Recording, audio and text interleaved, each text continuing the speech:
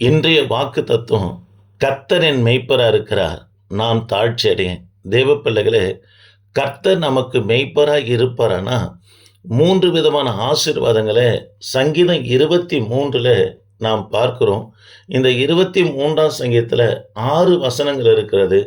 முதல் 2 வசனத்திற்கு ஒரு ஆசீர்வாதமும், 3ஆம் வசனம் 4ஆம் வசனத்துக்கு ஒரு ஆசீர்வாதமும், 5ஆம் வசனம் 6ஆம் வசனத்துக்கு 3வது ஆசீர்வாதமும் கொடுக்கப்பட்டிருக்கிறது.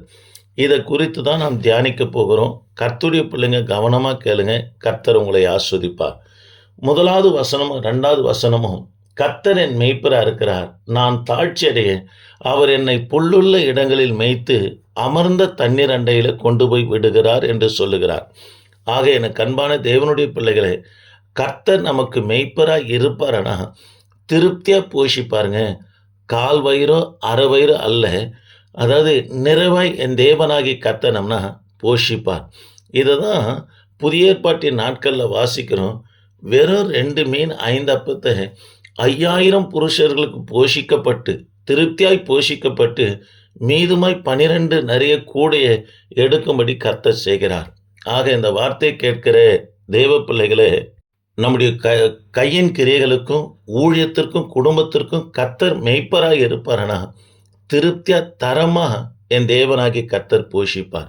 2வது ஆசீர்வாதம், அவர் என் ஆத்துமாவை தேற்றி தம்முடைய நாமத்து நிமித்தம் என்னை நீதியின் பாதையில் நடத்துகிறார். நான் மரண இருளின் பள்ளத்தாக்கில் நடந்தாலும் பொல்லாப்புக்கு பயப்படு, தேவரீர் என்னோடு கூட இருக்கிறேன், உமது கோலும் உமது தடியும் என்னை தேற்றும் என்று சொல்லுகிறார். தேவ பிள்ளைகளே, 2வது ஆசீர்வாதம், கர்த்தர் நமக்கு மெய்ப்பராக இருப்பாரனா கோலையும் தடியும் கொண்டு ஆண்டவர் நம்மளை தேற்றுவார்.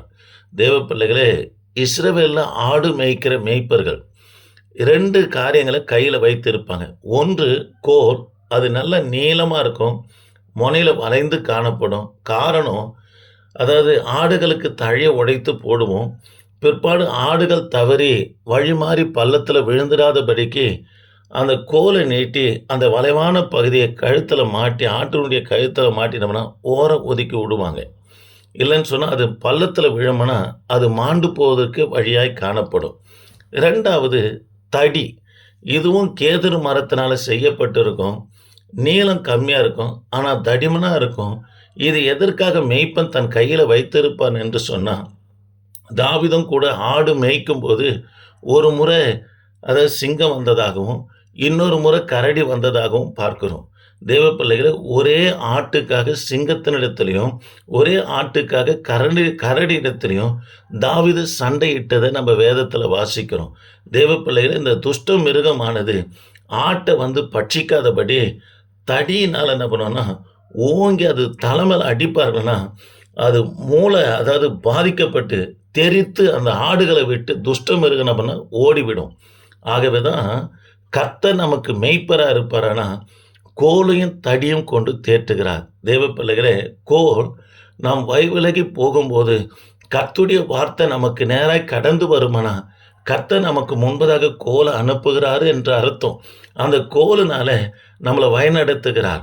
தேவ பிள்ளைகளே, யாருக்கு கர்த்தர் மெய்ப்பராக இருக்கிறாரோ, யார் கர்த்தரை தன்னுடைய மெய்ப்பனாக கொண்டு சபையை ஊழியத்தை செய்கிறார்களோ அவர்கள் வழி விலக கர்த்தர் விடவே மாட்டார். அப்படி போவார்கள்னா அந்த கோலை கொண்டு திருப்பி அவர்களை நீதியின் பாதையில் நடத்துகிறவராக இருக்கிறார். ஆகவே தான் சொல்றாரு, உமது கோலும் உமது தடியும் என்னை தேற்றும், அவர் என்னை நீதியின் பாதையில் நடத்துகிறார் என்று சொல்லுகிறார். ஆக கர்த்தர் நமக்கு மெய்ப்பராக இருப்பாரனா பாவம் செய்ய விட மாட்டாருங்க.